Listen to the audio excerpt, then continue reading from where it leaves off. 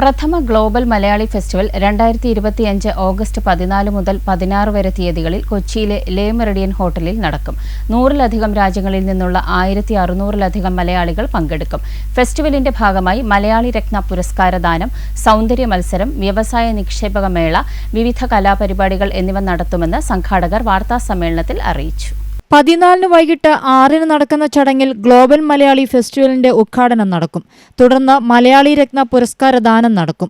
ശാസ്ത്രം, സാങ്കേതികവിദ്യ, വൈദ്യശാസ്ത്രം, എഞ്ചിനീയറിംഗ്, സാമ്പത്തിക ശാസ്ത്രം, കല, നാടകം, സാമൂഹ്യ സേവനം, രാഷ്ട്രീയ പ്രവർത്തനം എന്നീ മേഖലകളിലാണ് ഗ്ലോബൽ മലയാളി രത്ന പുരസ്കാരം നൽകുന്നത്.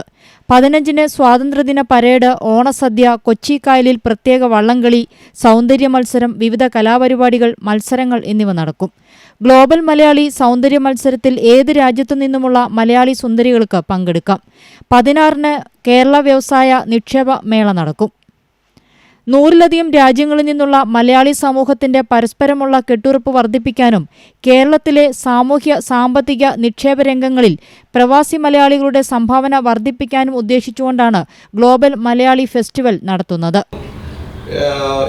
ഇന്ത്യയുടെ മറ്റ് സംസ്ഥാനങ്ങളിൽ നിന്നും പിന്നെ കേരളത്തിൽ നിന്നും, കാരണം നമ്മൾ എല്ലാ ഈ വിദേശ രാജ്യങ്ങളിൽ ജനിച്ചു വളർന്ന യുവതയെ കേരളവുമായിട്ട് ബന്ധിപ്പിക്കുന്നു.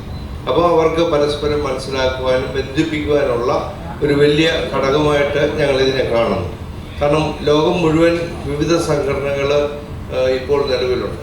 ഇവരൊക്കെ ഈ പുതിയ തലമുറയെ അല്ലെങ്കിൽ വിദേശ രാജ്യങ്ങളിൽ പോയി ഉണ്ടായിട്ടുള്ള ആ തലമുറയെ കേരളവുമായിട്ട് ബന്ധിപ്പിക്കാനായിട്ട് ഇന്ന് വരെ ആരും ശ്രമിച്ചിട്ടില്ല. അതാണ് ഗ്ലോബൽ മലയാളി ഫെസ്റ്റിവൽ കൂടെ ഉദ്ദേശിക്കുന്നത്.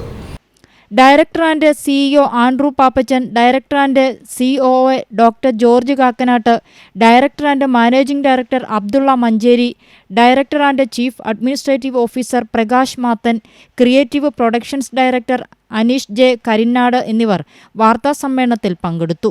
SC വിനോസ്, കൊച്ചി.